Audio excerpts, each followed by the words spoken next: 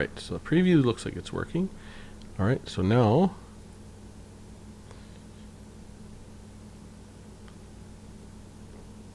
all right, there we go. Seems like we're live. All right, so I just want to keep working on finishing up my testing for the 401 to 600 gold infantry to get that update completed and out. Let me see, let's get this around.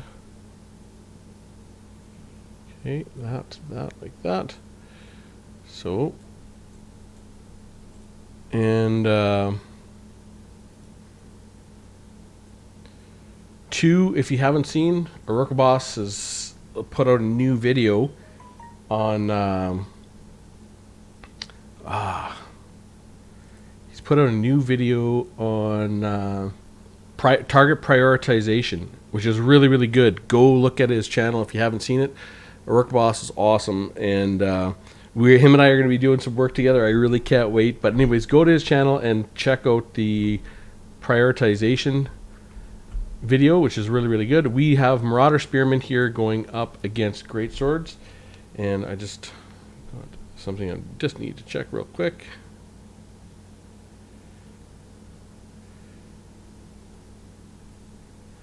Okay.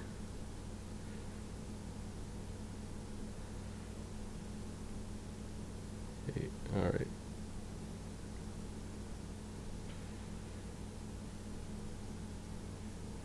Okay. All right. We'll get this train rolling here in 1 second. Okay. Great Swords.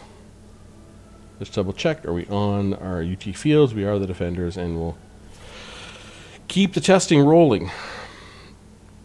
So hopefully I can finish up the testing tonight, update the data, and show it at the end of the stream, and then make a proper video to show to everybody the effects of adding in the Great Swords to this testing. It's definitely going to pull down units like the regular Dwarf Warriors and Aspiring Champions, who are efficient at clearing it trash, but they're awful in encounters with armor-piercing units like Great Swords. And so far the Aspiring Champions have been, I think, the worst, and really, really bad in this matchup with against the Great Swords. So, and we'll go through Norska. I think we have one more Norskan infantry. I think they're Great Axe infantry. They're armor-piercing. And then I'm not sure. We have probably 6 or 7 more sets of tests to do. 5723, 723, and Great Swords finished with 5340, 5340, and the Marauder Spears finished with 1317. 168 gold. It's quite a bit, actually. All right, good. Exit the battle and a rematch. Yeah, it'll be interesting to see how it re-stratifies. And like, there's no doubt about it. The Night Goblins with the Night Goblin Fanatics are going to stay number 1 for sure. There's no doubt about that. They were number 1 in the last set of tests, and they're going to stay number 1. They're an unbelievably efficient unit if they can be used correctly, which is also unbelievably difficult. But the Nasty Skulkers are going to move up. We know they're a fantastic unit. That's without the WA. They're just a fantastic unit all on their own. With the WA, they're pretty devastating. So, yeah, that's funny. And we saw the Orc Boys, which are an okay unit on their own, but they're in and amongst so many good units that they are very, very difficult to bring. Okay, 5723. 5723. Oh, very consistent. There we go. 5613. I was hoping for the same. 5613, but it was not. Marauder Spears, we've got 1388. 1388. All right. And we'll keep that rolling. Rematch.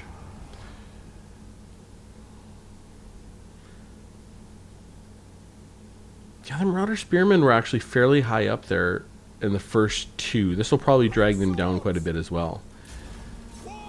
I mean, there's only 3 units that have pulled positive value against a greatsword so far, maybe 3 or 4. The Nasty Skulkers did, they've pulled the most. Then the Night Goblin Fanatics pulled the second most, and then I think maybe the regular Chaos Marauders with great axes, great weapons, maybe they pulled the third, something like that. I'll go take a look after this, just for curiosity's sake, to see sort of where everybody's lining up.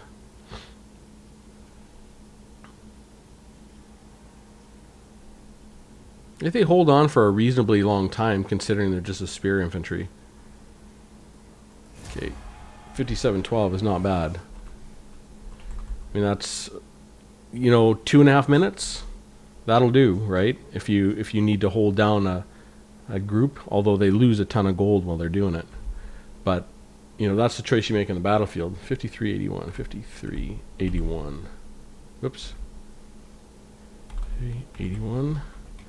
And the Marauder Spears are 1481. Okay, 163 gold they lost that time. Last test, rematch.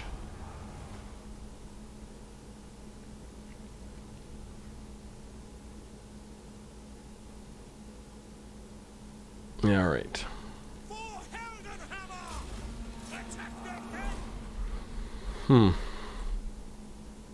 I'm just going to go take a quick look at these guys. Look alright, I guess. They don't look as good as the regular Chaos Marauders. Regular Chaos Marauders actually have a really nice artwork. They're a really nice looking unit.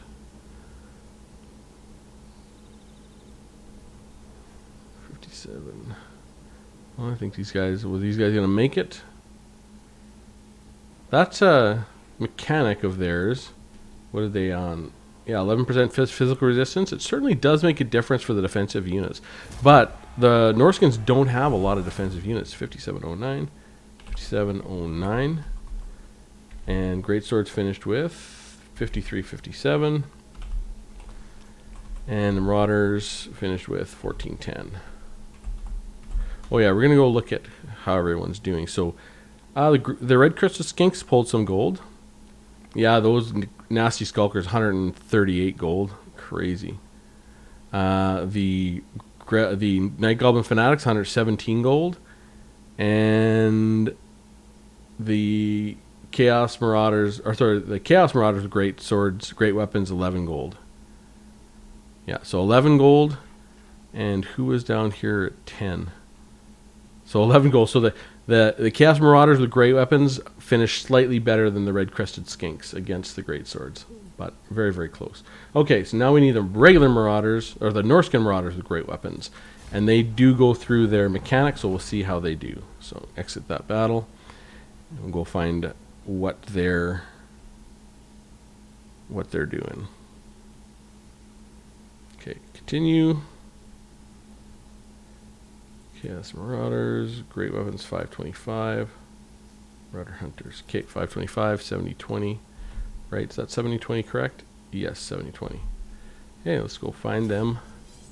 Let's go get them a fight. Urk Boss, hey Sue, how's it? How are we doing? We're doing good. I just watched your video on target prioritization. It was fantastic, actually. That's something that I need a ton of work on.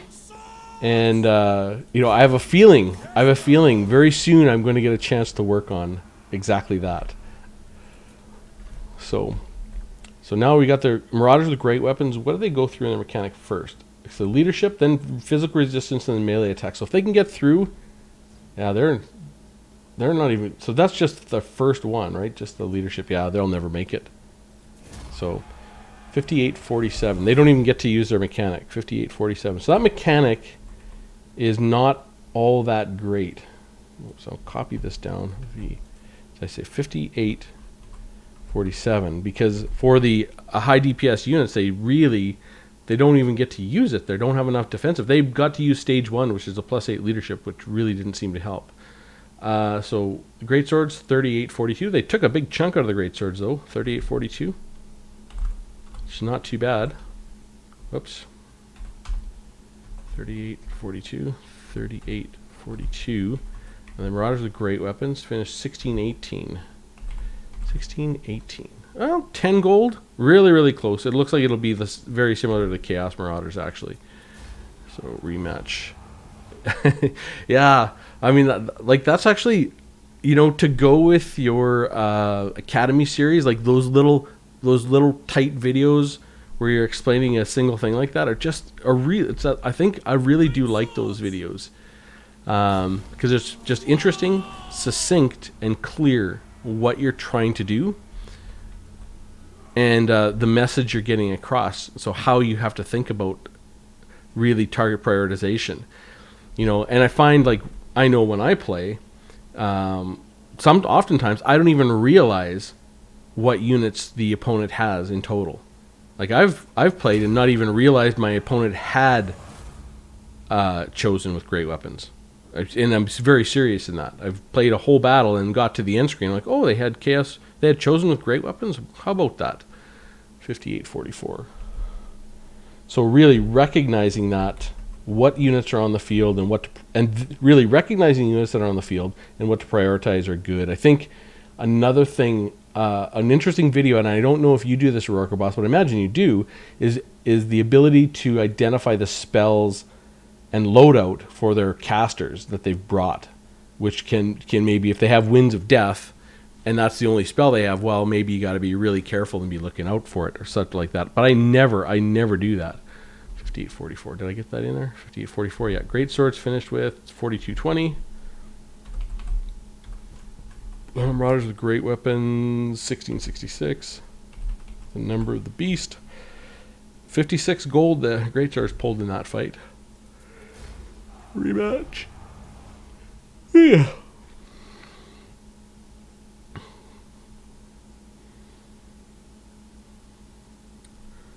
Yeah, definitely want to get this training, or sorry, this testing done before we start. Yeah, you were focusing on chosen yesterday, but yeah, you have to recognize and know exactly what you need to prioritize and how to get it done. I agree.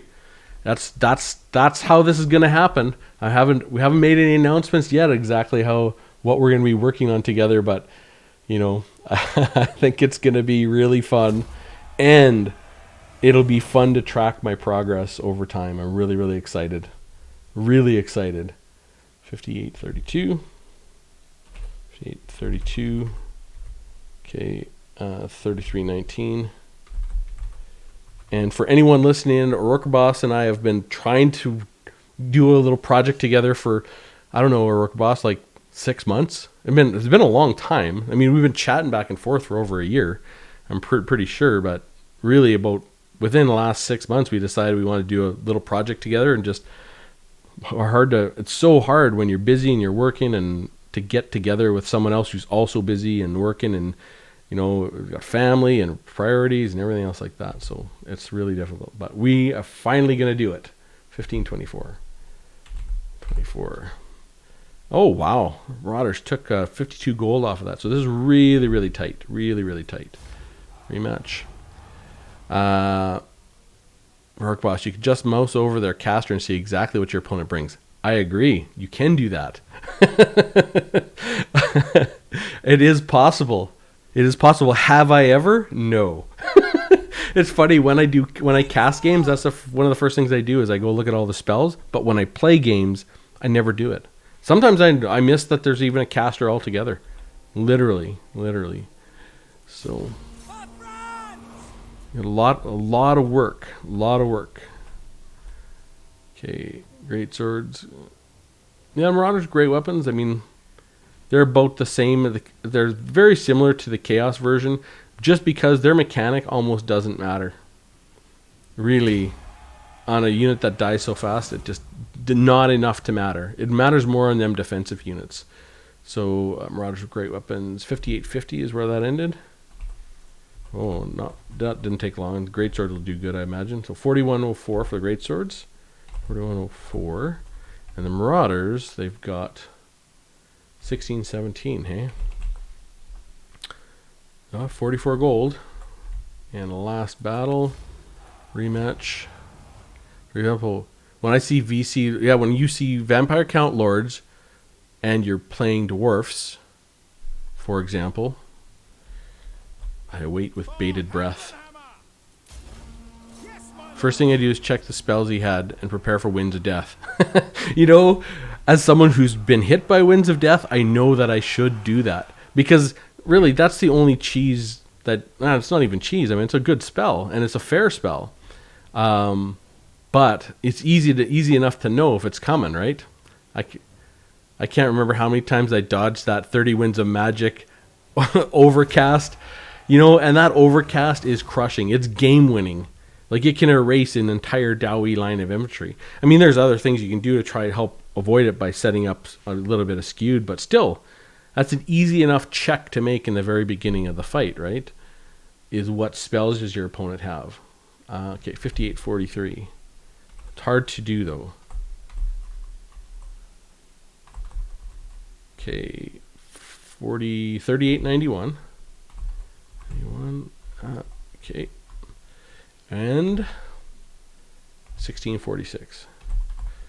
So 14.2, the Chaos Marauders of Great Weapons lost compared to their cousins who actually gained like 14 gold. So not a whole lot in it for difference, but it is different, right? So Nekakar Warriors. So the Nekakar Warriors recently got, did they get reduced in price? I think they did. So let's go find them in that battle. And I think they're 525 now instead of 575. Let's just double check, because this is my old some of my old data copied down. So Tomb Kings, Nekar Warriors, yep, 525, 6840, 525, 6840. Okay, 525. V. And we'll say this is 50, just because it'll be close. Okay, and Nekar Warriors, let's see how they do. And this is, you know, I know one of the things that bug me about the Nekar Warriors are they are anti-infantry and a damage dealer, but, you know, their weapon strength doesn't have true anti-infantry, and their charge bonus as for a damage dealer is terrible, 15. Like, come on. If they had a charge bonus of 30, and you know, a little like anti-infantry bonus of sort of 5, that would mean that they are a damage dealer anti-infantry and they're good on the charge, or their weapon strength was sort of like 45. Again, same concept. So that would make a real big difference to the definition of the Nekar Warrior. Because I say this every time I look at units that bother me, but units should be intuitive. And it's not for the experienced players, it's for new players. And it's really unfair to new players for your descriptions not to be clear and correct. Yeah, they suck. I agree. But they're better than they were at 525 for 575. And that 50 gold does absolutely make a difference. So I got to wait till their leadership gets below 0, and then we stop immediately. I can't believe they're still fighting. There we go. Okay, so they're minus 13 leadership, so 58-14. They lasted for a while. 58-14. 96 seconds, not too bad. Great swords, 44-74. And the Nekar Warriors, 2015. Yeah, not bad. I mean, they lost 59 gold to the great swords, but I mean, that's all right. Okay, concede defeat and rematch. Despite the fact that Tomb Kings are super OP, but their infantry is probably the weakest of all factions. It's close. I mean, they have a little bit more choice, I would say. State troops ready. Yeah, they might be the weakest of all factions. It's hard to say. Oh, the other faction I'm thinking of is Vampire Coast. I mean, they obviously have depth guard, but their infantry is they don't have a whole lot of choices. But their basic infantry is okay. Like their zombies and stuff are pretty decent. So yeah, Tomb Kings probably have the weakest infantry of all factions. So, I don't know who would be in second. Maybe the Wood Elves. Their infantry is pretty poor. I don't know, it'd be close. Wood Elves are Tomb Kings? I'm not sure. Whoops. Are these guys... No, these are not minus leadership yet. And they get... Okay, so 58-16. Very consistent results there. Great Swords, 45-24. Nekar Warriors, 20-05. 66 gold. Yeah, pretty consistent there. See defeat. Yes, rematch. Yeah, Tomb King Infantry is very, very weak. I agree. Tomb Guards are very bad compared to their counterparts. Yep, it's true. There's nothing really great about them except that if you pull a whole bunch of skeletons and skeleton spears, you can get to your Shopti Salmon real fast. So, I mean, I think a couple Tomb Guard with halberds, depending, one or two, depending on the build, and some chaff. You know, I don't know. Hard to say. I mean, I've had some Tomb King mains in the channel talk about different builds and how they build, and they sort of really use the layered approach as well with their infantry. Where the Tomb Guard never sort of take on the first battle, they're sort of always on cleanup. So those guys are 7 leadership. We'll see. And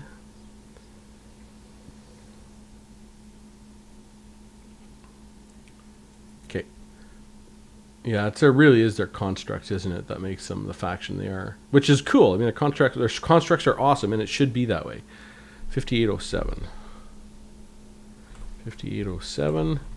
Great Swords finished with 4532. 4532. Nekar Warriors 1896. Huh.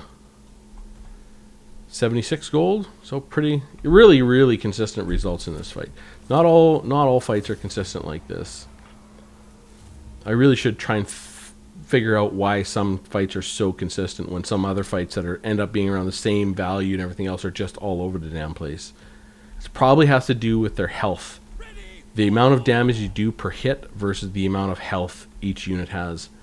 Because I know there's sort of super secret spots where, let's say the one unit takes exactly 3, on average 3.2 hits. Let's say on average 3.1 hits to fully kill one of the opponent's army. And if another unit takes 2.9 hits on average, it's a massive difference, because after they can hit them 3 times and not kill them, even if that unit has 1 hit point left, it's just as effective as though it had 45. So I think that might be to do with why there's some extra randomness that doesn't seem very normal in the testing that I see. Is that little, and you know, I was gonna make a calculator to find those little magic spots, but I just never did. And I think I want to go back and do it again, because that's like a very, I think that'll be a clever way to find matchups, and a way to just put it in a spreadsheet and find real special matchups. 5811. Okay, so 5811. Okay, and Great Swords, 4466. Okay, and Nekar Warriors, 1863. 3. All right. Okay, so concede defeat and rematch. Worker Boss. I played some Tomb King sessions, and no faction came close to touching me. Really?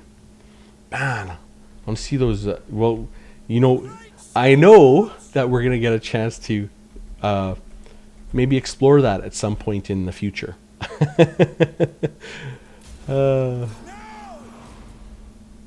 Man, honestly, Roka Boss, I hope our series, I'm really looking forward to do it, and I hope people love it. I know I'm going to love it. And I think you are too. You know, just talking about it, both of us are pretty excited, and we're just gonna have a lot of fun. Like, that's the thing. I think that's the most important of everything. Both of us are really looking forward to just having fun, right? Like, playing and exploring the game. Okay, 58-31. But I hope people really, really like the series. Great Swords finished with, oh wow, 5033. 5033. And Nekar Warriors, 2193. So 77 gold is the difference for the Nekar Warriors. You know, better than Marauder Spears, which they should be.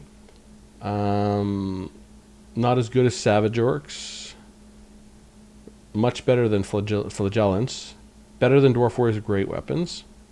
77.9? Yeah, they're better than Dwarf Warriors with Great Weapons. Huh. 78? Just barely 77.9. But the Nekar Warriors now are showing up in this matchup, very specifically in this configuration. I know there's a bazillion different ways to look at this, but they are actually doing decently against a Greatsword, as good as the Dwarf Warriors with Great Weapons, which actually are a very poor armor-piercing unit compared to their compatriots or their peers. So Sartosa Free. Okay, Sartosa Free Company. So it's Tomb Kings. Just the one, right? Tomb Kings. Sartosa Free Company. Okay, so concede defeat. Let's go get that Sartosa Free Company. Oh, Zulu, hi. Okay. Hork Boss, I can remember someone mentioned about an unbeatable dwarf list last night. Hey, I love that list, man. I love it. I love it. Love it. Still do. But no longer may I say it is unbeatable. Okay, continue. All right.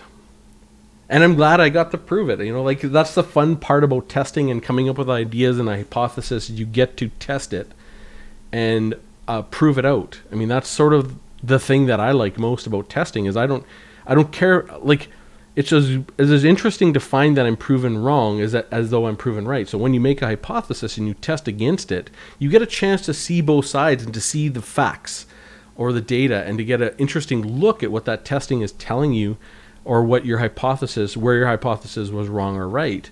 And, so I like to make predictions because that's the beauty of testing. It allows you to attempt to make predictions. And sometimes if the testing is really good, your predictions can be very good. I mean, a whole list is something else completely, but so who are we testing here? Right, Sartosa Free Company. So we go to Vampire Coast, Pirates of Sartosa, and they have Sartosa Free Company. 400 Tide of Skjold. Loaded Corpse. Yeah. So they're anti-infantry. So they actually have they turned out to be good. A bonus versus infantry of 6. 6 armor piercing isn't the greatest, but they have Vanguard deployment. 32 and 26 isn't bad, considering they have a bonus versus infantry of 6. That puts them up to 38 and 26. With 32 weapon strength. It's pretty good. Pretty good. They just don't have any armor. So 559.40 they have. 450, 59.40. Okay, everything's correct. And I'm going to assume they're going to start at the same time. V. Okay. All right. Here we go. And we'll start that battle.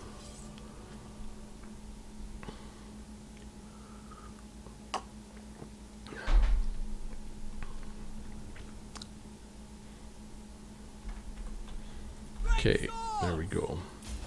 Yes, sir.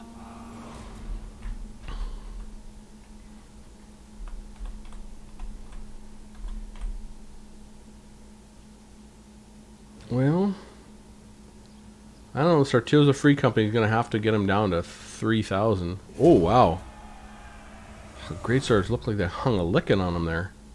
58, 56. Great Swords finished with 52.31. Sartosa, 2027. Oh, wow, yeah. Great Swords took 85 gold off them. We'll see. I mean, that's not awful. But that's the difference. And, those Sartosa Free Company were armor piercing before the Vampire Coast launched. If anybody remembers seeing them, And they were just a little bit too strong to have armor piercing infantry like that. Is what it looks like. Zulu, thanks for the stream. It's sad right now because my mom just died. Oh, that's terrible. Absolutely, you know, that's I don't even know what to say, Zulu. I lost a parent myself, and it's rough. It is rough. You know, just takes time. That's the hardest thing. Takes time. Be with your family. Do what you can. Take your mind off it. Put your mind on it. You know, face it. It's really difficult. Really difficult. So, all right.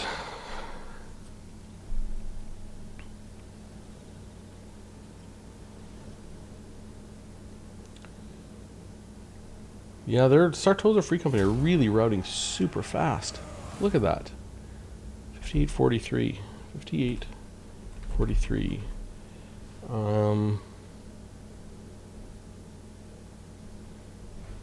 Okay. 58.43. 58.43. So what do we got? 47.88. 47.88. 47.88. 1953. 1953. Okay. 1953. Go from there. All right. So save that. Yeah, and Zulu, just, you know, FYI, happened to me, I don't know, it was about 10 years ago now. I mean, probably a little older than you, but, you know, at first 3 to 6 months are rough, but spend time with family. That's the best thing. Spend time with your family and be there for them and let them be there for you. That's the best thing you can do.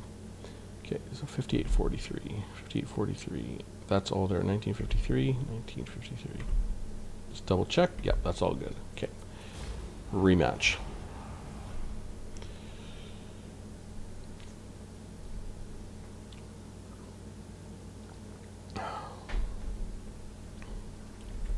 Ready for war! Now!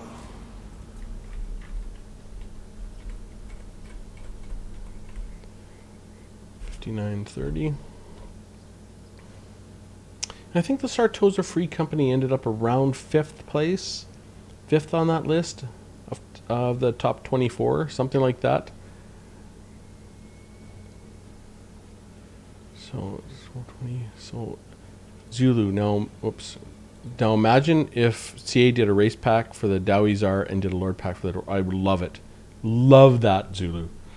I mean, I cannot wait for the Dowies are Chaos Dwarves. I mean, last stream I was talking about Chaos Dwarves a lot because I'm really excited about them. You know, I mean, I've only ever played the Dowie, and you know, some people are like, well, I don't know if you play in the dwarfs, the trader dwarfs, but they're still dwarfs. They have all the traits that make a dwarf a dwarf. 58.12. Which is why I really can't wait for them to be released, and there's so many good lords left over for the Dowie yet. You know, I've said many times on many occasions. I mean, they could do 10 different DLCs for the dwarfs easily. 40 for the great swords. 40 for the great swords. Sartosa Free Company. 1291. 23 gold. So Sartosa Free Company is probably going to finish, but they're probably not going to be unseated from that 4th, 5th, 6th place. They're going to probably stay there because those are pretty decent numbers. Okay, quit battle, rematch. But at the end of this, when I get this all done, I will go and actually reorder them, and we can take a look at it on stream. But I will also make an update, a full proper update video, so that people can see these units. Or see where they actually landed up. All right. How do these guys look? Well, nothing special really. I mean, just all the stuff they could do with shields and colors and, oh man, and armor for the Dowie. I mean, if they just had armor packs, I would buy them. Like if they had a different armor pack you could get for like $10 that you could put different armor on your Dowie or different symbols on the shields, I would totally buy it. It'd be sold before I could get my wallet out. So 58.49. 5849. Great swords. 5111. 5111 for the great swords. And Sartosa Free Company, or 2216. 2216. 55 gold. One more battle, and we'll have the Sartosa rematch done. Zulu. And I did some research on them, and they do, in fact, have an evil evil tribe with a demon in it. You know, I cannot wait. You know, I don't know, Zulu. Have you seen Loremaster of Sotek's Chaos Dwarfs video? Or actually, I think the best one. Wow, there's so many good ones. I did like Arch Warhammer's Chaos Dwarfs video as well. Man, and you know, Milk and Cookies, I think, did one, and Indie Pride. There's so many on the Chaos Dwarves, but they're all sort of different lengths. I have read I don't know if it was a fan created, but it was a real lengthy story about the Dowie Tsar, which I really, really liked. And it was included in that series was a giant section on hobgoblins, because there's a massive hobgoblin empire to the east of the Badlands, towards Cathay and to the north of Ind. And it'll be interesting if they get into the game at some point. 5818. Because we have no hobgoblins yet.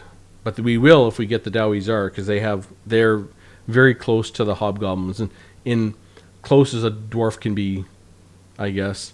They're sort of allies? No. I don't know what you'd describe as them. They're not master-slave, but they're not precisely allies either.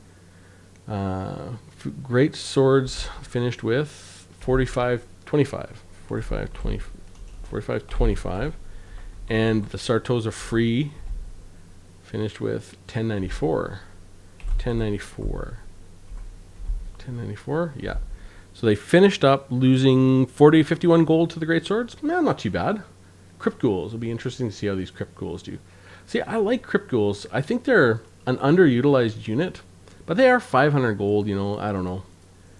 Like, just to having a 2 of in some armies might be really, really useful for the vampire counts, but you don't see them. They're not an awful unit, but they're not a great unit either. That's the problem. They're not awful, but they're not great either. But they do poison. So copy. We'll see how they do in this fight with the Great Swords.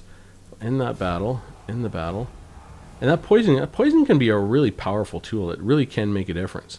I mean, especially if you have very elite units, you know. So we'll go to Vampire Coast. And where's my Crypt Ghouls? Yeah. I mean, their stats aren't great, but not bad. 27, 25. 40 weapon strength is good. 16 charge bonus is okay. And they poison. They have a decent amount of hit points, and they cause fear. They go an all around 5670. All around good unit. 5670. 5670. So we'll start that battle. Julie, that would be amazing. Like an Ironbreaker with a tower shield and a double-sided axe. You know, like, the Dowie Tsar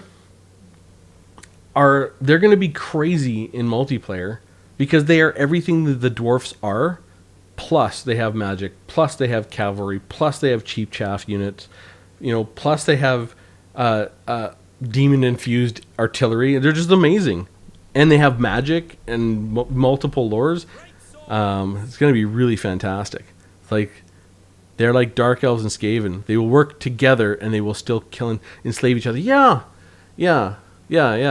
That's probably the right way to think about them.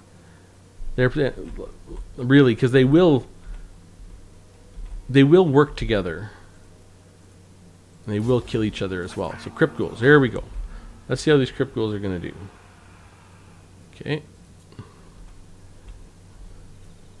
See, they got the Great Swords poisoned, so their weapon strength is down. Weapon strength, or weapon damage, armor piercing, and missile damage. Whoops. Did I miss that? I feel like I missed it, but it's not too bad. Okay, 58-53. 58-53. Great Swords finished with 53-15. Oh yeah, the ghouls did not do good. 53-15. 53-15. And the ghouls finished with 21-19. 2119. Yeah. Greatswords pulled 112 gold off the ghouls. The ghouls. I think the ghouls are really good at dealing with chaff because they're fast. Like 38 is pretty quick. I mean, I guess I'm used to dwarven speed, so 38 seems really fast to me. Okay, you can see defeat. Yeah, a rematch. Zulu. They have battle giants with armor and blades. Hands. No, imagine it. I think Zulu. Do the Dowizar, the Chaos Dwarves have constructs? Like, I know they have demon infused artillery, but do they have sort of like a construct type for the Tomb Kings? Like a golem? Is that something they have? Battle infused battle giants with armor and blade hands.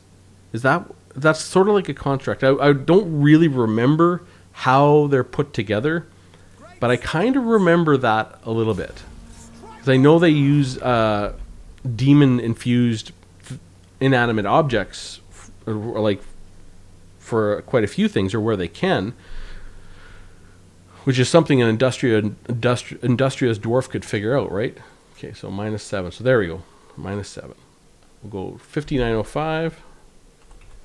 5.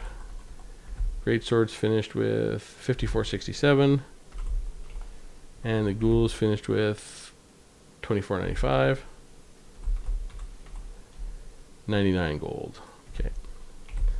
Concede defeat and rematch. Yeah, do you know the name of their battle giants? Are they golems, Zulu? Or something like that? I can't remember what they're called specifically. Or exactly what they have, you know.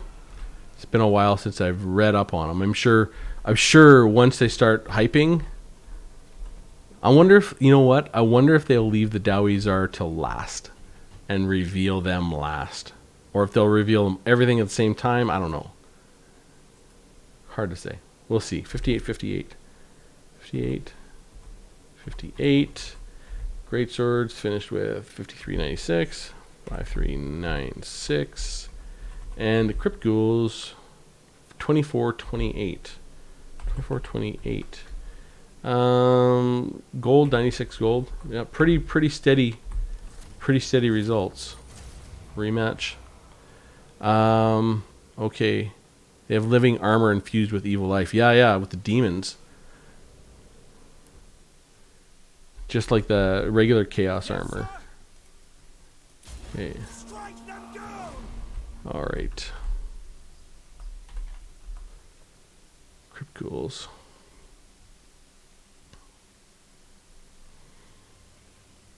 Yeah, I think Warhammer 3 is going to be fantastic, and I hope they have a ton of downloads.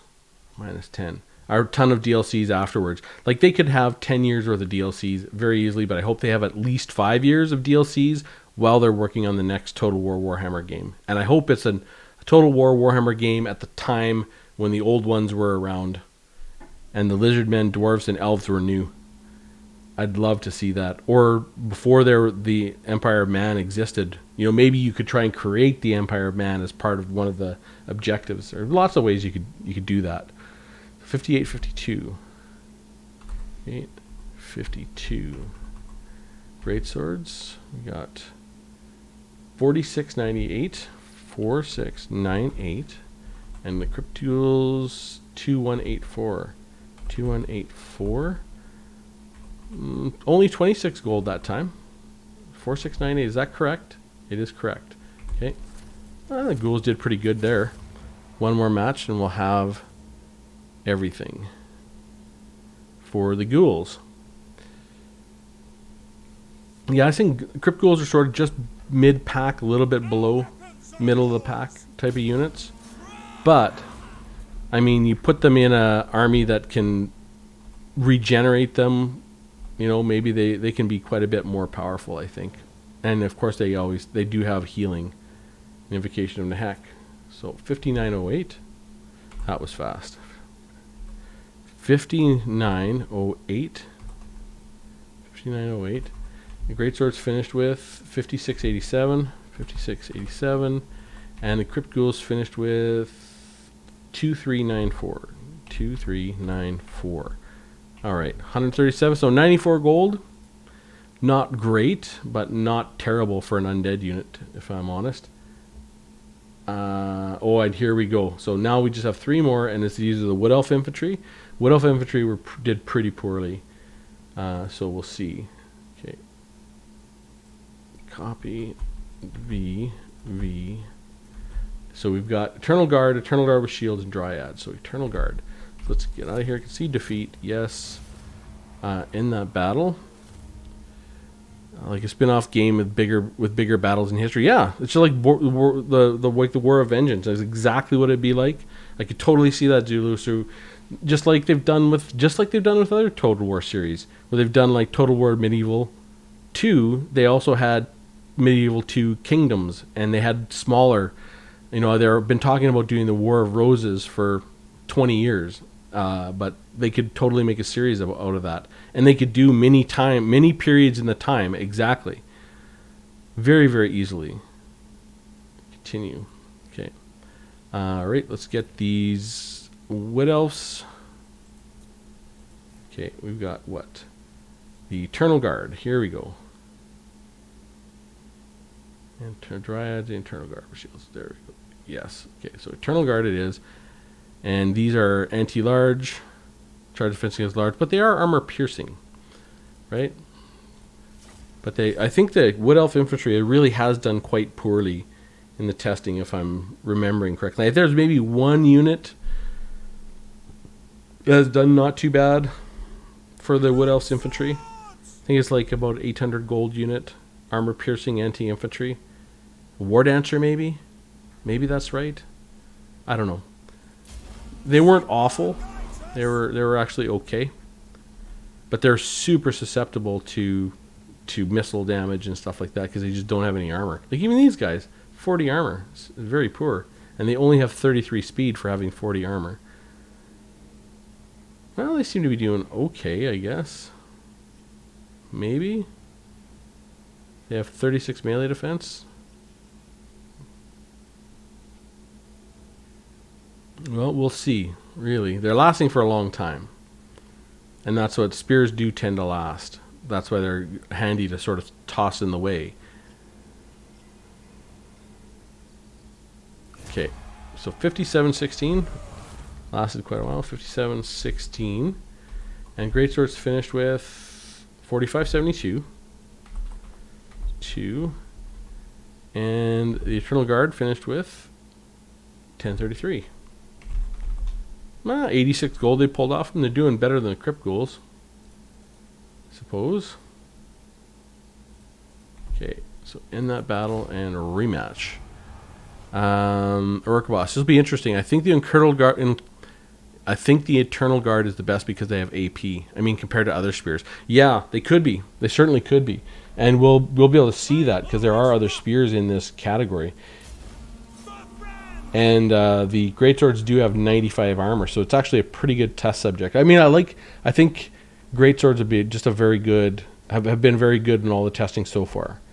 I really like. I'm glad I picked them. I was thinking about Chaos Warriors with great weapons, and I was thinking about Foot Squires, but I think just the Greatswords are the most reliable.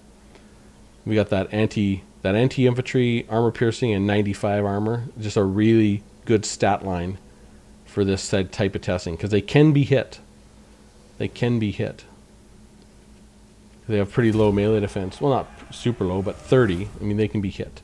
So 57-45. 57-45. Greatswords finished with 47-18. And the Eternal Guard 1027. 105 gold. Pulled the Eternal Guard. So let's just look. What did the other spears? What did the Marauder spears? Lost 179 gold. Yep. And the High Elf spears 210 gold. Nasty Skulkers, Orc Boys, Night Goblins, Flagellants, Dwarf Warriors, Dread Spears lost 183 gold. And the men at arms with pole arms, 155 gold. It looks like it. Yeah, it looks like if this continues, Worker Boss, you're right on the money. They will finish the best out of the spears. Okay, we'll see though. Still got a bit of testing. The AP Zulu. The AP is good with spears. Agreed. They did not perform what I expected. Also, Eternal Guards have the highest leadership. Well, they're not doing too bad. I mean, they're doing better than the other spears, which is what you were thinking. You know, they are doing better than other spears by quite a bit, actually, so far. But we'll see how they finish. But you know, they have decent stats, and they do have 24. And of that 24 damage, what is armor piercing? 15? That's not too bad. No, they have 15 bones versus large. 20 armor piercing. That's actually pretty good. 20 armor piercing damage. That's not bad, really. And we'll see. Maybe they're lasting for a reasonable amount of time. I think I've seen when I play the dwarfs. I've had a few games against the Wood Elves, not very many, but I think they'll bring Eternal Guard with shields, if I'm not mistaken. I could be wrong. Maybe it's Eternal Guard. I never really paid too much attention. 5745. 5745. Oh, we'll see if it's the same. We've got the same amount of time. We're going to see a 4718 of the Great Swords. Nope, 4768. So I always love getting tests that end up precisely the same. Eternal Guard, 1078. But it's very rare. Very rare. What? 1078. Okay. Okay, there we go. In the battle rematch. Also, Eternal Guards have the highest leadership. Yeah. Yes, they will. Yep. Yep. So we'll see how they compare to Eternal Guard with the shields. Because the Eternal Guard should do better in an infantry fight than Eternal Guard with shields. Because you should have to give up something to get that shield in terms of your prowess in melee combat. You really should. So hopefully they stratify correctly. Always makes me happy when they do. Work Boss. Eternal Guard with shields is the best of the chaff. Yeah. Yeah, I could see that. Okay.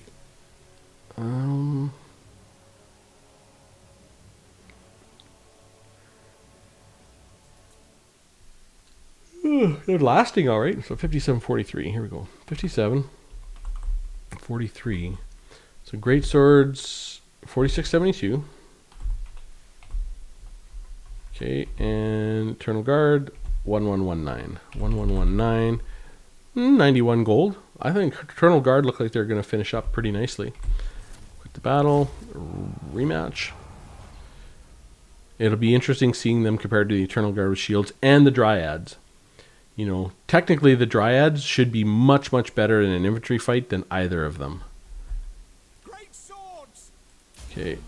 And the Dryads do have, I think, 20% physical resistance, something like that. But a weakness to fire, I can't remember exactly how they're statted up. Well, we'll see when we get there. Yeah, I was looking at I was going through the KV tables and looking at stats to try and figure out really what the leadership stats are, where the important nut transition goes from being a real sort of chaff unit to a real a unit with high leadership, and it's between 63 leadership of 63 to a leadership of 78. That's where the transition occurs. Anything with a leadership of 78 and above is just solid. Anything with a leadership of 62 and below starts to become iffy, just because of the nature of the way the KV rules work. I mean, obviously a unit with 62 leadership is better than a unit with 50, but they still have a lot of the same problems start occurring at 62 below, and a lot of those problems stop occurring at 78 and above. 57, 57, 59, 57, 59. Okay, and Great Swords finished with 5004. 504. God darn it. 5004. And the Eternal Guard finished with 1119. 1119 again. Interesting. Okay. So 105 gold, reasonable. Reasonable. I mean, they are armor piercing Eternal Guard. So let's take a look at the Dryads. The Dryads have less health, okay, than the Eternal Guard, which is weird. You'd think the Dryad would have more health than an elf, but I guess maybe they have less models. We'll see. So in that battle, okay, go and okay. So Eternal Guard has 75. What do the Dryads have? 75. So it's interesting. Dryads have 5250. Eternal Guards have 5400. Like the Dryads have less health than a elf. This doesn't make sense to me at all. But you know, they do magic damage. They have 20% physical resistance. They are weak to fire. They have Vanguard, cause fear, immune to psychology. They're good in a lot of ways. Really, if you give them a little bit more health, like they should have more health than a freaking elf. Like give them sort of that 6,000 health. Well, maybe that 550, that'd be a little too much. Start giving them enough to get up there. Maybe 5,800 health, something like that. Then they become a lot more interesting of a unit. And you can even bump their price by 25 gold and give them a little bit more or something like that. There's a lot of things you could do, really. But to make them more interesting, start the battle. Because they're pretty weak all around unit. I mean, they have their niche. They have their niche matchups, I'm sure. But in the testing, they really haven't performed all that well. I mean, they're okay. It's not great. Okay, here we go. Okay. Yeah, they're just getting demolished. They have decent armor at 60, but I mean they're up against an armor piercing unit. And we're holding on despite getting crushed. There we go. So 58-33. 58-33. Great swords finished with 46-37.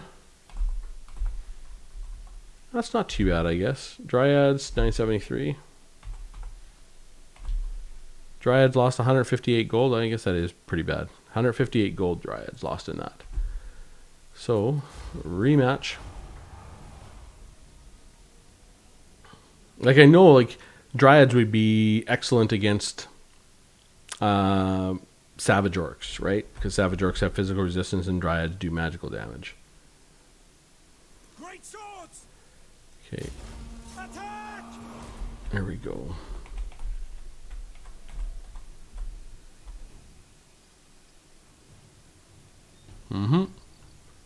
Yeah, the Dryads are really getting crushed.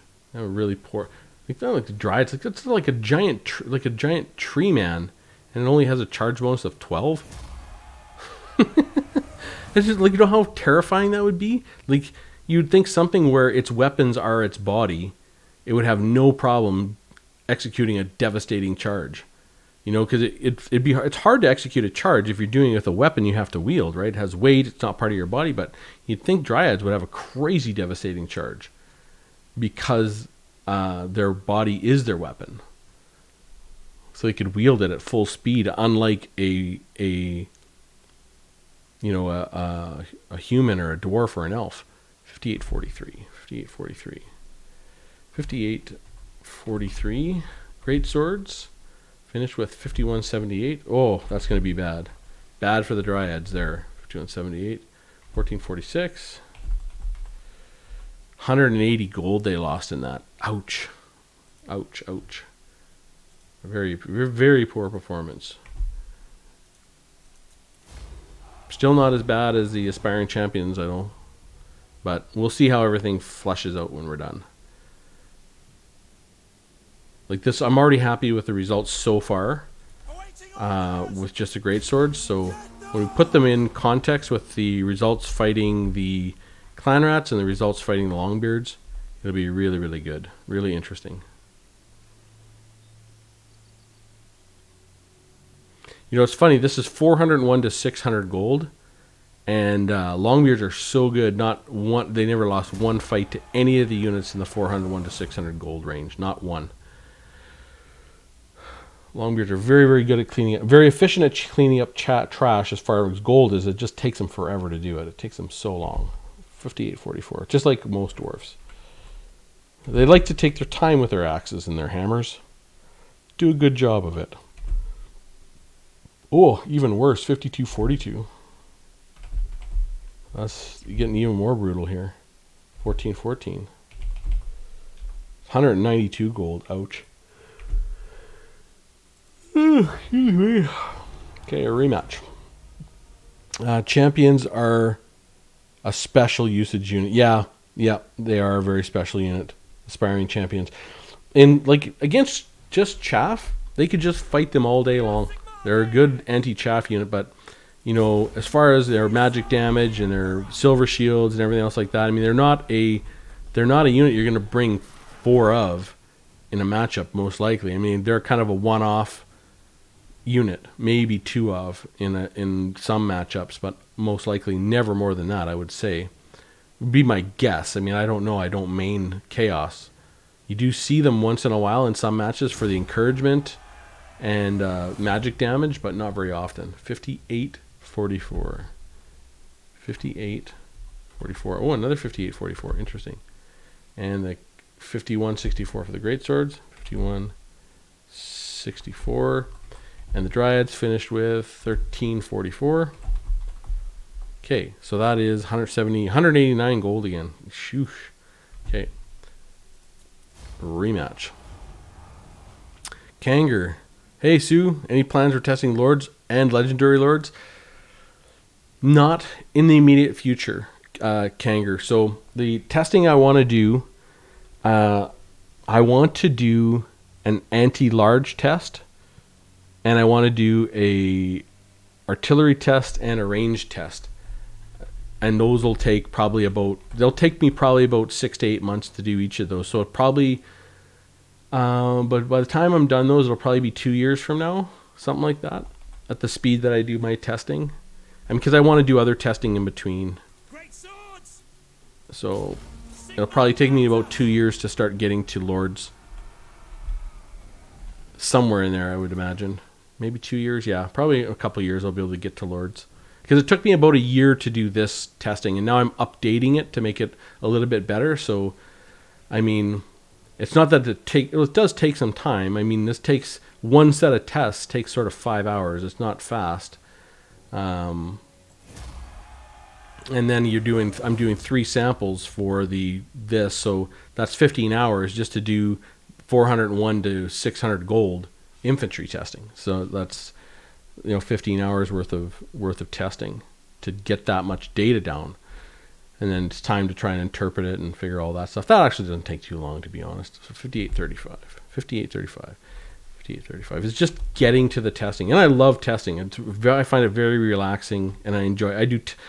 For all the testing I show, I do 10 times as much testing without showing it. And I always forget because I just like testing things. I like seeing how they interact. Great swords. That's sort of my favorite part of the game. I love test. If I had to put my favorite parts of the game, testing would be number 1.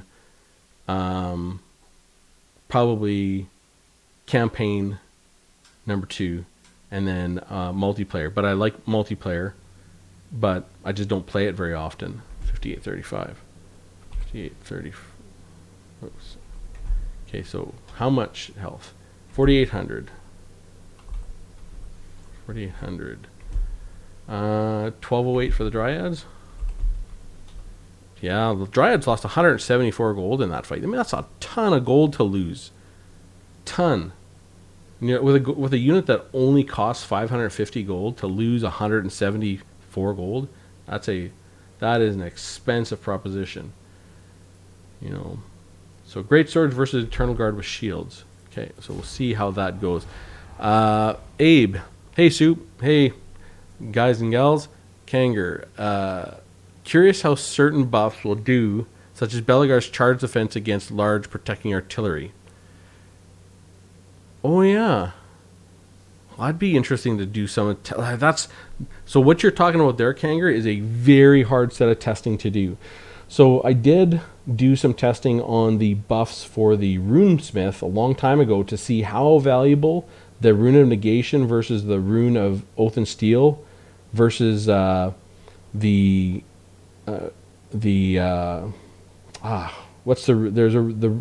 remember the rune that gives you the 10% armor piercing buff, and there's one more rune in there. And I did some testing to see how much of a difference those made in terms of cost. And the one that tended to be the highest was actually the Rune of Oath and Steel, the armor, oddly enough. But that was a very specific set of tests, and I didn't test them all to ground. I just did some testing on that. So we need to get now Eternal Guard with shields. So Eternal Guard with shields, have that shield and their armor piercing. Abe, what units did you miss? Not too many. I did. So we'll start that battle. What I did was, let me see. I'm actually almost done. So I did Dryads, Eternal Guards, Crypt Ghouls, Sartosa Free Company, Marauders with Great Weapons, Marauder Spears, and Nekar Warriors.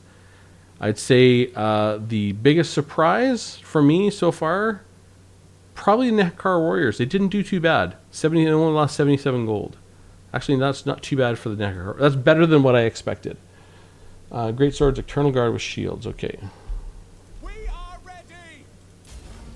Okay, so the Eternal Guard with shields should not do as good as the Eternal Guard, because to get that big silver shield, you should have to lose some melee prowess. You should have to lose some melee prowess there, really. But we'll see. We'll see.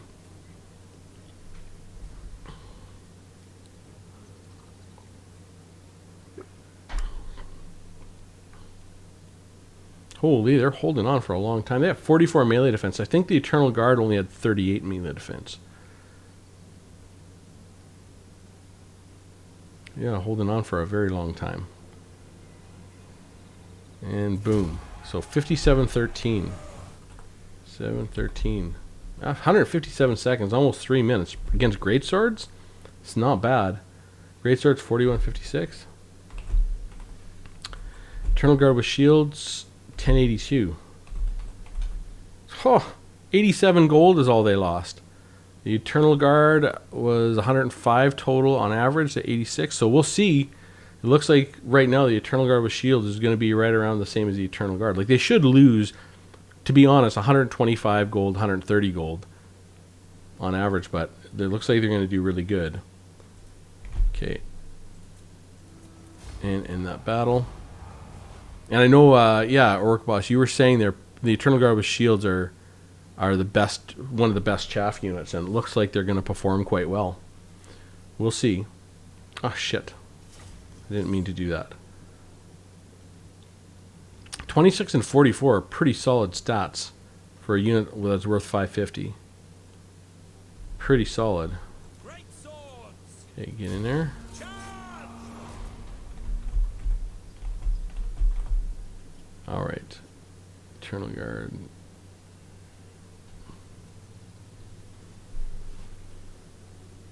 $75. Yeah. Yeah, pretty good stats. Even with the Great Swords anti-infantry, they're about the same. Very, very close to the same total stats as the Great Swords. The Great Swords are 900 gold unit versus 550. So that's pretty good. 57-14. 57-14. Very consistent. Great Swords finished with 43-67. Okay, so not quite as good. And Eternal Guard finished with 11-38. Lost 109 gold, so we'll see. We'll see. It'll be close is what it looks like. Eternal Guard with shields, if they finish with the same on the value proposition, then essentially you get a silver shield for free. That's why I like doing these types of tests, because you do see where these units stratify. And as a work boss was saying, he likes the Eternal Guard as a good chaff unit because of those characteristics. So, I mean, you have a silver shield, you should lose some competence in a melee fight. But doesn't look like that's the case. We'll see how it lands up. See how it lands up.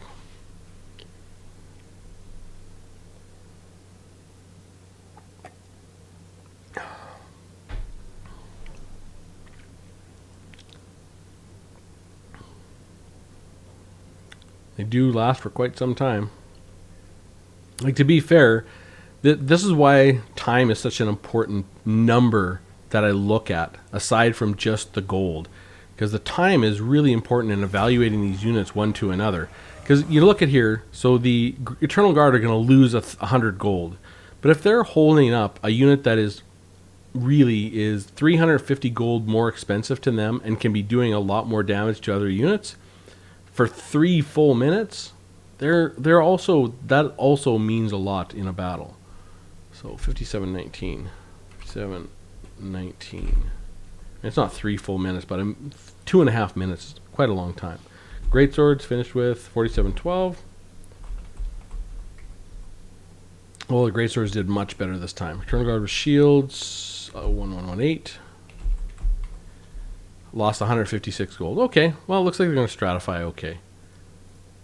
It'll be close. We'll see. We figured the Eternal Guard with shields should average around 130 gold, losing to the Great Swords to be fair to the Eternal Guard. So we'll see. We'll see. Rematch. I don't remember talking about the Eternal Guard and Eternal Guard with shields as though they stratified incorrectly last time, but maybe they did. We are Sigmar's heirs. Attack the men. You know, the Lizardmen is really, they're the worst with their Saurus. They could make that faction more intuitive and better and funner if they sorted out their Saurus units. Really. Because really, Saurus Warrior with shields are nothing. Because why would you bring Saurus Spears? Because I've tested them, they're not that great. And Temple Guard are amazing. So it's one of those things. So they could take Saurus Spears and reduce them all. They could reduce them by 100 gold, each of them.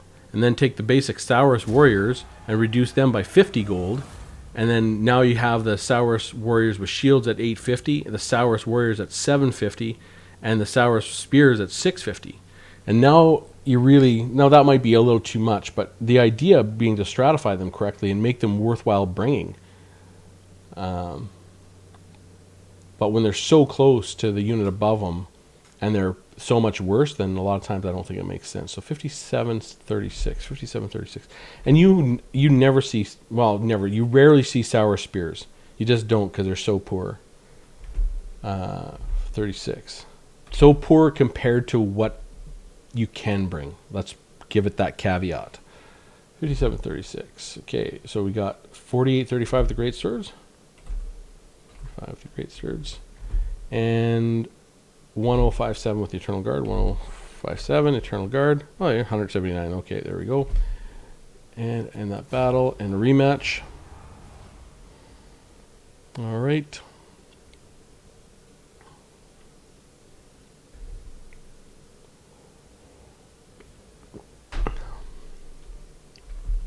The Empire endures.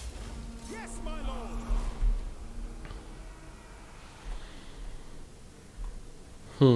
There we go. Great Swords. Eternal Guard.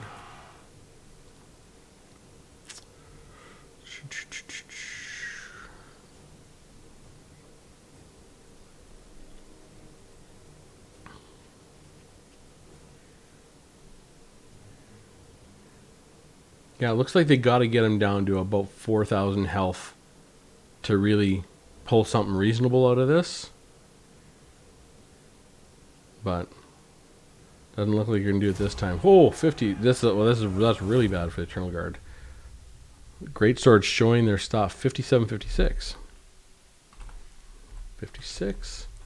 And so we got 50, 51, 79. 79. And the Eternal Guard, 1017.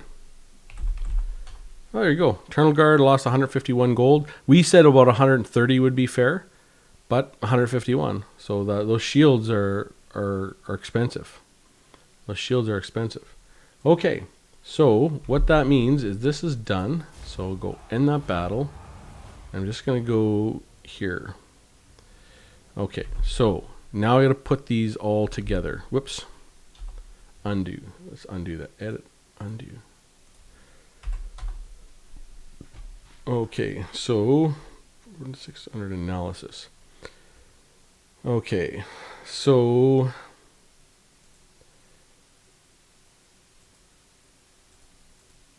let's us. Yeah, Aspiring Champions were number 2 last time. They'll go down quite a bit. Sartosa Free Company. Goreherd might go up a bit. The Goreherd are okay. Nasty Skulkers are going to go up. Dwarf Warriors Great Weapons are going to go down. Anakar Warriors, okay. And Eternal Guard. Where's Eternal Guard with shields? Eternal Guard with shields were way up here. Oh yeah, okay. So Eternal Guard with shields were way, way up there. So that'll be more close, Eternal Guard and Eternal Guard with shields, after we add in that new unit. So let's, first of all, we're going to save that. Okay, Bretonia, let's just double check some values. Tomb Kings, 525. Yep. Okay, so we got to resort this.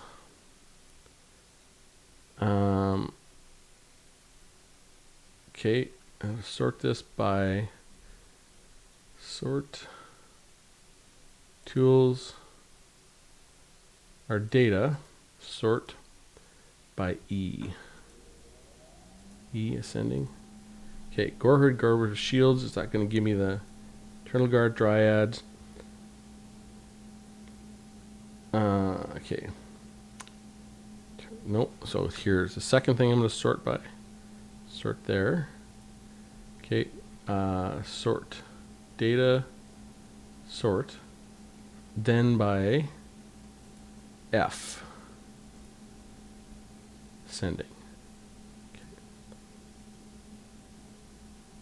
Okay. Goreherd with shields. So let's take a look at this. X V 1 2 3 4 5. Okay, so I think this should be 25 and this should be 24. Okay, just sort like that. Data sort column C sending. Okay. I just got to double check that all this is correct in the correct order, and then I can copy things over. Okay, so we have Beastman, Bretonia, Chaos. Okay, so Goreherd. Oops.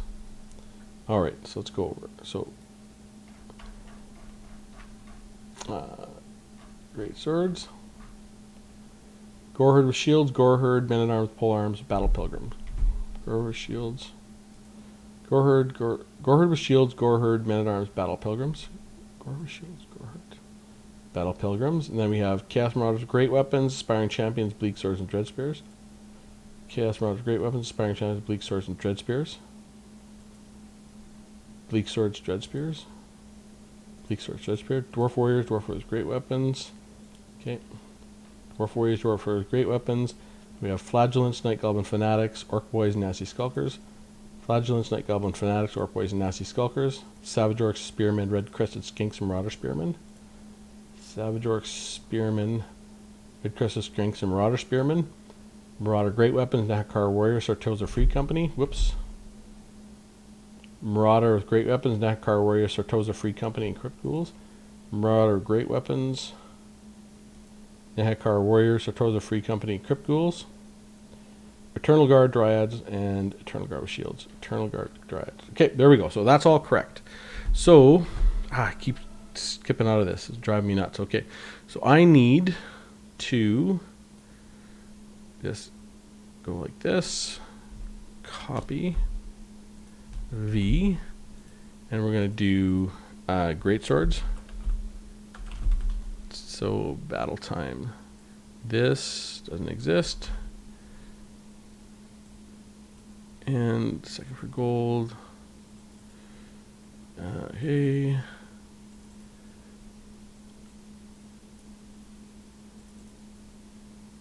Okay, so we want, first we want the battle time. So delete. And then the gold differential. And the gold per minute. And these guys go like that. Okay, so it starts battle time. Oops. Okay. So we want to go battle time is where? Right here. Done. Okay. 1, 2, 3. 1, 2, 3. 1, 2, 3, 4. 1, 2, 3, 4. Oops. 1, 2, 3. 4.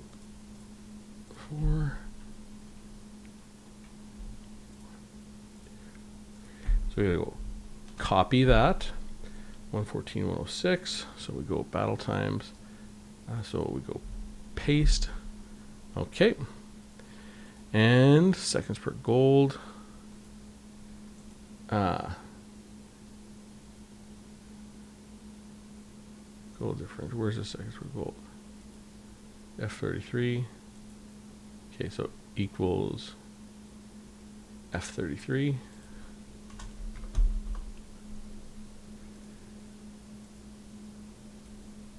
Okay, seconds per gold. Good. Okay, so that's done.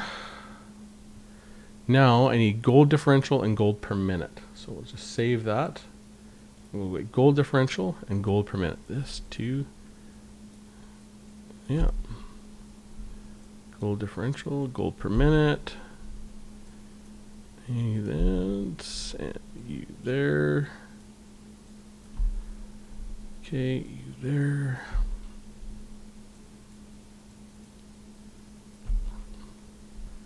Uh-huh.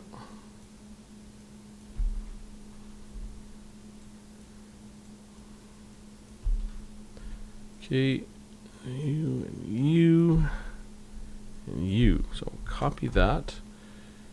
And we'll go to there. So paste. Okay, and we'll go copy, paste, delete. Okay, does that look all right? All right, so now I'm going to take all of this, okay, and I'm going to sort it. Sort data, sort by Z, column Z. Where are you? Z, sending. Is that right? Cryptules, champions, marauders, marauder spearmen, dwarf warriors.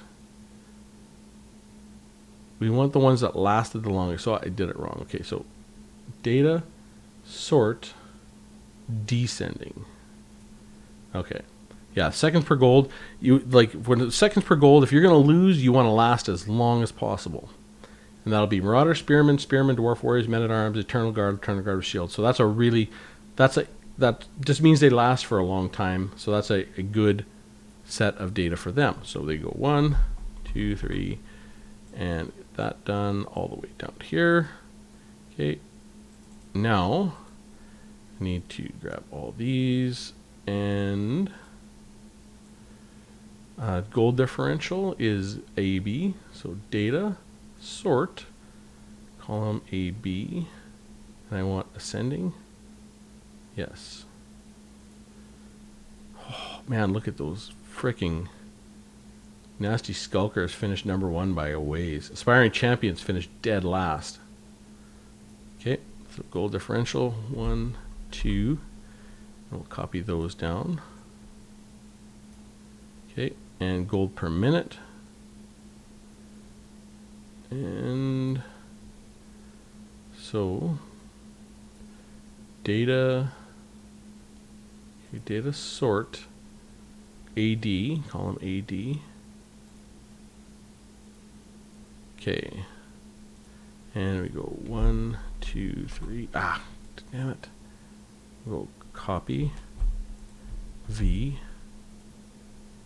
Okay, so now we need to go plus this plus, oops, plus this plus this.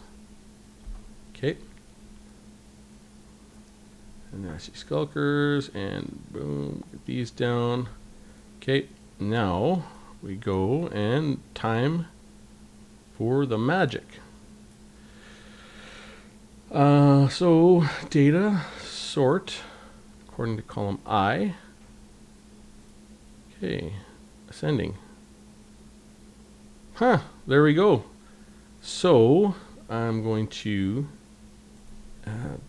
delete that. I'm just going to go new 1, 2, so I can see where we went. Okay, so equals this minus this. So I just want to see how much they changed. Okay, so the Night Goblin Fanatics are still number 1. They didn't change at all. Whoops, actually this, I want this to be equals this minus this. There we go. The Dwarf Warriors actually went up 1. That's interesting. I thought they would go down, but they went up 1. The Gore Herd went up 2. The Nasty Skulkers went up 3. The Sartosa Free Company went down 1. The Orc Boys went up 2 spots. The Dwarf Warriors with Great Weapons went up 2 spots. Interesting. The Savage Orcs went up 2 spots. Spearmen, High Elf Spearmen went down 3. The Aspiring Champions went down 8 spots. They're sort of middle of the pack. Red Crested Skinks went up 4 spots. Marauder Spearmen down 1 spot. Eternal Guard with Shields down 1 spot. I thought they would have gone down further. Kratos Marauders with Great Weapons went up 3 spots. The Marauders with Great Weapons went up 1 spot. The Bleak Swords went down 3 spots. The Gore Herd with Shields went up 2 spots. So here's exactly, Gore Herd with Shields should be worse than Gore Herds, but the Gore Herds are rank 3, and the Gore Herd with Shields are rank freaking 19, or whatever it is. So that's just, yeah. Okay, so are rank 17. So Nakari Warriors went down 4 spots. Interesting. The Bretonnian Men-at-Arms with Polearms went up 2. Eternal Guard went up 3. The Crypt Ghouls went down 3. The Battle Pilgrims went down 2. The Dread Spears went up 1. The Flagellants went up 1. And the Dryads went down 3. So the Dryads are dead last now in the 401 to 600 gold range. Interesting. How far the mighty have fallen. The Dryads, well, they weren't, they're 3. They weren't mighty, but, like, they're all the way, like, Flagellants are bad, but they have a spot. Dryads are bad, but they have a spot. But these bottom places should be filled up with anti-large units. Like Men-at-Arms with Polearms should be down here, right? Dreadspears should be down here. But Dryads, well, Flagellants, you could agree they have a very special, but Dryads should be up a little higher. They need a buff. And now if they were 500 gold, maybe that's what they need. That's the sort of buff they need. Battle Pilgrims, they shouldn't be all the way down here. High Elf Spearmen. High Elf Spearmen is a very efficient unit. For 500 gold, you get an anti-large with a silver shield that does decently in an infantry engagement. They're a really good unit. Aspiring Champions, they went down quite a bit. I mean, they have a lot of weaknesses, but they also do some things pretty good. And they have their spots. Red Crested Skinks went up. Interesting. So they're sort of climbing up the ladder. They're sort of they're at rank 11 out of 25, so they're above half now. It's interesting. Dwarf Warriors went up. I thought they were going to go down. But where they finished really, really strong is their seconds per gold. And they finished middle of the pack in the gold they lost and the gold differential. Like sort of middle to the bottom of the pack. But that seconds per gold sort of propped them up. And they finished really good on the seconds per gold in all of the fights. So I did not too bad, really. But those, man, Night Goblin Fanatics, still number 1. And if you look at so what I do to look at this is I add all these up, right? All their positions 1 through 24 every single time. And you look at, so down at the bottom, sort of 152, 156, 158, 63, 166, they're close. Middle of the pack, 120, 122, 122, 123, 124, they're all pretty close. 119, 114, 114, 113. And here, like Dwarf Warrior 79, and then there's the Night Goblin Fanatics, 47. Like, they're not only best down here, they're best by a mile. Again, with that caveat that their mechanic that makes them so great with the spinning loons is really difficult to use. I don't want to say that, hey, you take Night Goblin Fanatics, it's like an automatic win, because if you take more than 2 Night Goblin Fanatics, you're going to struggle getting off their loons, I would think. But their loons are super powerful, like just crushing. And you look, they finished positive. Like, they're the only unit that took gold off of every other unit they fought. Like here, gold, it took 84 gold off the Longbeards. They took 33 gold off the Skaven, the Clan Rats, and they took 117 gold off the Greatswords. Like, they're the only unit that did that. Because those spinning loons are so powerful. But their spinning loons are also very difficult to use. So it's one of those things, like, that's a true risk-reward unit. If you want to spend your time getting off all your spinning loons when you could just bring a more beefy army that's going to rely on the WA, that's up to you. But as a 1 of, a 2 of, getting them into the right position using those spinning loons, man, those spinning loons are powerful. Because the regular Night Goblin Fanatics at 400 gold, they're still pretty good without the spinning loons. So let's go take a look. The 400 gold ones, where are they? Else is 400 under. Night Goblin Fanatics. Yeah, they're rank 8.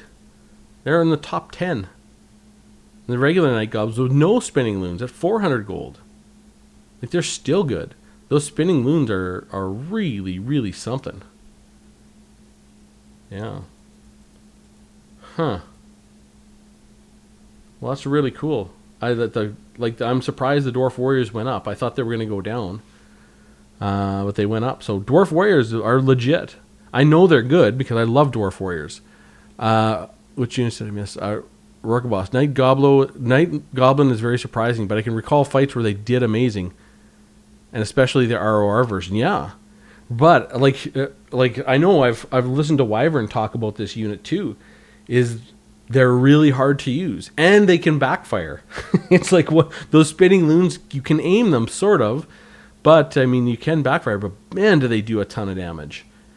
But for a unit that's 450 gold, bringing a 1 off, or a 2 of, and maybe the Regiment of Renown, let's go and take a look. Regiment of Renown, I think, is 600 gold. But even with the Regiment of Renown, you don't see people getting those loons off, I don't think. Where is the Regiment of Renown? The 8 Peak Ludies, yeah, they have the spinning loons, right?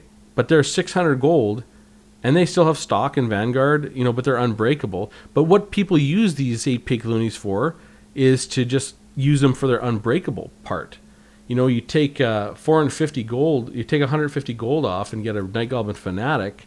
You don't get the unbreakable, but you'd be using them more in the early game for the spinning loons. If you can get off all 3 spinning loons, if they sort of lurk in the back and you can periodically even use one of them, well, they're pretty good. So maybe the 8 Peak Loonies, that's the best ways to use them too, is to bring them, use their spinning loons, and then at the very end of the game, you use them. But I don't know. They're just so many good infantry units in this Goblin lineup. Or sorry, Goblin in the Greenskins lineup. There are no duds in here. Not one. There are no duds. They're all solid. I'm saying that. I'm not saying they don't have any gaps where they could have some, maybe a cheaper anti-large, because these goblins have what? Do they even have an anti-large bonus? No anti-large bonus. But they could use a cheaper anti-large, armor piercing anti-large. But Savage Orc big guns are pretty crazy. And they have a bonus versus large as 8, and the normal big guns have a bonus versus large of 8. Now, I did test Savage Orc big guns and Orc big guns, and they actually, because I was doing some testing for that tournament I ran where I had to play against Black Iron Battles, and he played the Beastmen and I was playing the Orcs, and are the greenskins. And orc big guns are a little bit different from savage orc big guns into what they can do the best against. So pretty interesting there, I think. Nakar warriors went back down, so they went up and then they went down. They're still, I mean, is an undead unit that's sort of middle to bottom of the pack awful? No, I don't think so. Where is that? They're ahead of Crypt Ghouls. So Crypt Ghouls are not bad, but maybe they are worse than I thought. I don't know. They went down 3 spots, and the Dakari Warriors went down 4 spots. Are there any more undead up in here? Nope. So the undead really kind of took a beating. But there's other things the undead get, like the Nakar Warriors get their faction heal, and technically their deaths contribute to the summon. So they're worth something. Yep. So the biggest reduction was Aspiring Champions down 8, and the biggest increase was the Red Crested Skinks up 4. Now, you put Red Crested Skinks up against Aspiring Champions, the Red Crested Skinks would crush them. But you put Aspiring Champions up against, like, where they do really well is against Chaff. Like, they were very, very efficient against the Clan Rats. Extremely. I mean, you could put them up against probably 2 units of Clan Rats for sure. Maybe 3. And the Red Crested Skinks wouldn't have a chance against 3 units of Clan Rats. So, very, very interesting. So for those of you that's seen this, and you kind of see the list and the order, I will be making a video going over this order. I might do like a proper, those videos take a whole lot of time, where you do a video where you show the unit and you give them, this is number 25. That'd be like, it takes a lot of time to do those videos. Like even a top 5 takes a lot of time. I'm not terribly good at it, but I might do that. We'll see. But interesting to see how everything fit. Yeah, and you can see where these guys were originally. Yep. Flagellants, Men-at-Arms, Nekar Warriors. So the Nekar Warriors were 22 or 24 at 575 gold. They went up and then they went back down with the proper testing. So, yeah, I think this adding the so 900 base data against great swords. Yeah, I think putting those great swords in there was really good, because now we've tested against 3 different units, and it's a relatively good test. And then here's the thing with testing: I could test against another 10 units, and it would keep moving this list around up and down. It'd make it a little more accurate, 1 unit at a time. But the idea is to minimize the testing with maximizing their actual results, so that you can see what it is. Because I mean, look at this testing. I mean, this took me a year to put this together for all the infantry.